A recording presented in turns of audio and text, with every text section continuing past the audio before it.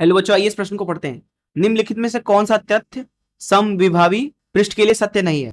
पहला ऑप्शन है पृष्ठ पर किन्हीं दो बिंदुओं के बीच विभवांतर शून्य होता है। दूसरा ऑप्शन है विद्युत बल रेखाएं पृष्ठ के सर्वथा लंबवत होती हैं। तीसरा ऑप्शन है पृष्ठ पर किसी आवेश को एक स्थान से दूसरे स्थान पर ले जाने पर कोई कार्य नहीं होता। चौथा ऑप्शन है समविभावी पृष्ठ सर्वथा गोलाकार होते हैं। आइए इस प्रश्न की मुख्य अवधारणा की चर्चा करें। मुख्य अवधारणा, पहले यहां पे एक चीज समझते हैं। मान लीजिए एक बिंदु ए है और एक और बिंदु है बी। बिंदु ए का विद्युत विभव वी ए है, बी पर वी बी है। मान लीजिए आपके पास में एक क्यू आवेश है, उसको आप ए से उठा करके बी पर मान लीजिए ले जाके रख देते हैं क्यू आवेश को। ऐसा करने में मान लीजिए आपको बाहर से कार्य करना पड़ता है डब्ल्यू ई एक्स टी। इस अवस्था में डब्ल्यू ई एक्स टी का मान लिखा जाता है जो बाहर से आपने कार्य किया है आवेश को ए से बी पे उठा के ले जाने में। क्यू आवेश चिन्ह के साथ रखेंगे गुणे विभवांतर में विभवांतर अर्थात वी बी ऋण वी ए। तो ये पहली चीज है। दूसरी चीज यहां पे आप ये समझिए, मान लीजिए आपके पास में कोई एक क्यू आवेश है, क्यू आवेश। तो इससे आर दूरी पर अगर आप देखोगे आर दूरी पर, तो विद्युत क्षेत्र जो है वो के क्यू भागे आर का वर्ग होता है और विद्युत विभव जो है यहाँ पे विभव जो है आर दूरी पर वो कितना हो जाएगा के क्यू भागे आर, के क्यू भागे आर। तो आप ध्यान से देखें तो ये बिंदु चाहे कहीं पे भी हो क्यू के आसपास, अगर वो आर दूरी पर है तो विभव समान होता है। तो उन समान विभव वाले जो बिंदु है उनका जो लोकस है अथवा जो उनका उन बिंदुओं का जो समूह है उससे यहाँ पे एक सतह बनेगी जो कि गोलीय होगी। गोलीय क्यों? क्योंकि गोले के ऊपर मौजूद हर एक बिंदु केंद्र से आर दूरी पर होता है और यहाँ पे जो विभव है वो क्यू आवेश से आर दूरी पर नियत है गोले के क्यू आवेश के चारों तरफ। तो एक गोला बनेगा जिसपे विभव जो है हर एक बिंदु पे समान होगा। उस गोले को ही बोलेंगे समविभव पृष्ठ, बनाते हैं उसको। तो यहाँ पे एक गोला है आर त्रिज्या का जिसके हर एक बिंदु पे विभव जो होगा वो कितना होगा, बराबर होगा और वो होगा के क्यू भागे आर। गोले पे कोई भी दो बिंदु ले लीजिए, बिंदु ए बिंदु बी। हम क्या करते हैं, एक क्यू आवेश लेते हैं उसको ए से उठा करके बी पर ले जाके रख देते हैं, बी पर क्यू आवेश को। मान लीजिए इसको उठा के रखने में जो कार्य किया गया वो बाहर से वो है डब्ल्यू ई एक्स टी, ए से बी। तो इस कार्य को लिखा जा सकता है जैसा कि अभी हमने बात किया क्यू गुणे डेल्टा भी। डेल्टा भी मतलब क्या, अंतिम विभव जो कि है के क्यू भागे आर, ऋण प्रारंभिक विभव मतलब के क्यू भागे आर। अब विभवांतर शून्य है तो यहाँ पे कार्य भी शून्य है। तो ये जो पृष्ठ है अभी बनाया है हमने गोलीय क्यू आवेश से आर दूरी पर, ये है समविभवी पृष्ठ, पृष्ठ।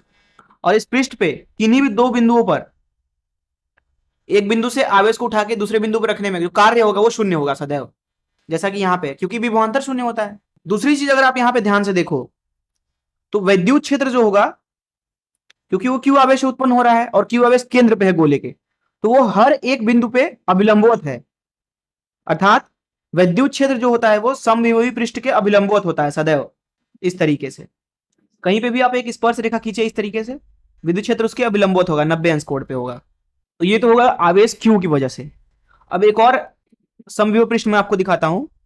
जैसे मान लीजिए कहीं पे एक समान विद्युत क्षेत्र है, इस तरीके से, इस तरीके से है, इस तरीके से मान लीजिए ई।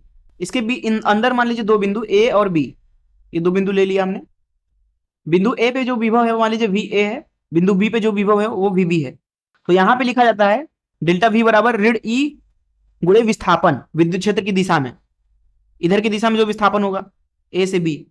ध्यान से याद रखें कि जो विस्थापन है वो विद्युत क्षेत्र के समानांतर है, उसकी दिशा में डी।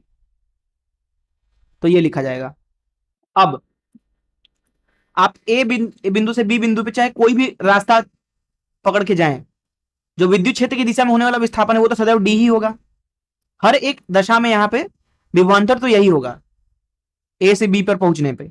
इसका मतलब है कि ए बिंदु जो है विद्युत क्षेत्र के अभिलंबवत कहीं पे भी हो, ऊपर या नीचे, और बी बिंदु भी विद्युत क्षेत्र के अभिलंबवत कहीं पे भी हो, इनके बीच में जो दूरी है वो तो सदैव डी ही रहेगी।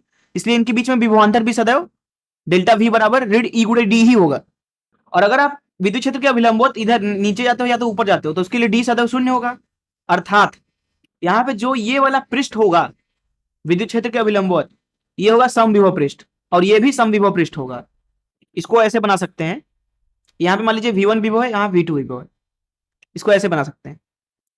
ये पृष्ठ हो गया एक, ये एक दूसरा पृष्ठ हो गया इस तरीके से। और विद्युत क्षेत्र इस पृष्ठ को भेद करके अभिलंबवत है, इससे आगे जा रही है इस तरीके से,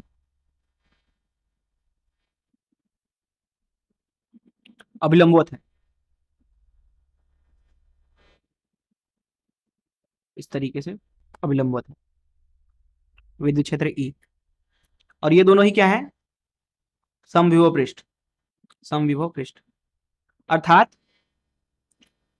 जो समविभव पृष्ठ होता है वो सदैव ही विद्युत क्षेत्र के अभिलंबवत होता है, क्योंकि जब आप विद्युत क्षेत्र के अभिलंबवत जाते हैं तो विभवांतर परिवर्तित होता ही नहीं है।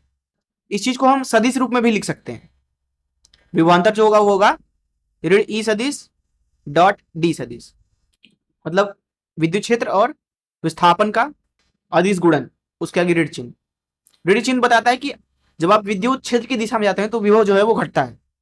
जैसा कि यहाँ पे आप देख सकते हैं कि V2 जो है वो कम है V1 से, क्योंकि डेल्टा V ऋणात्मक है। यहां से देख सकते हैं आप, डेल्टा V मतलब क्या, अंतिम विभव और प्रारंभिक विभव। ऐसा ही मान लीजिए कि आपके पास में एक तार है, बहुत लंबा तार है, बहुत लंबा तार है, इस तरीके से अनंत अनंत तक है, ऊपर नीचे। इसके ऊपर मान लीजिए धन आवेश वितरित है एक समान रूप से, इस तरीके से। तो जो इसका समविभव पृष्ठ होता है, अगर उसको बनाना चाहें तो वो होगा बेलनाकार यहाँ पे, क्योंकि वो अभी भी क्या होगा, विद्युत क्षेत्र के अभिलंबवत। और इस तार से जो विद्युत क्षेत्र है वो इस तरीके से निकलेगा, पूरी तरह से सममित चारों तरफ। अगर आप इसको ऊपर से देखोगे यहां से इसके विद्युत क्षेत्र को, तो ये ऐसा दिखेगा, इधर भी निकल रहा है, इधर भी निकल रहा है, इधर भी निकल रहा है, इधर भी, इधर भी, इधर इधर, पूरी तरह से सम्मित है। और आर दूरी पर वो चारों तरफ नियत रहता है। तो जो इसका समविभव पृष्ठ होगा विद्युत क्षेत्र के अभिलंबवत से इस तरीके से, अर्थात इसका जो समविभव पृष्ठ होगा इस तरीके से होगा, बेलनाकार। और भी बना लेते हैं, इस तरीके से होगा विद्युत क्षेत्र के अभिलंबवत, विद्युत क्षेत्र इस तरीके से निकल रही होगी। इसलिए हम बोल सकते हैं कि जो समविभव पृष्ठ होता है, यहाँ पे ये दोनों जो है वो क्या है, समविभव पृष्ठ है। हालांकि इन दोनों के ऊपर विभव अलग अलग हुआ, लेकिन किसी एक सतह पर चारों तरफ कहीं पे भी विभव एक समान होगा, पृष्ठ। अब देखिए, इस चीज से आप समझ सकते हैं कि समविभव जो पृष्ठ होता है वो, उसकी आकृति कुछ भी हो सकती है और वो सदैव विद्युत क्षेत्र के अभिलंबवत होता है। और समविभव पृष्ठ के ऊपर अगर कोई दो बिंदु ले तो उनके बीच में विभवांतर शून्य होता है, इसलिए एक बिंदु से दूसरे बिंदु पे ले जाने में जो बाहरी बल द्वारा कार्य होता है वो सदैव शून्य होता है।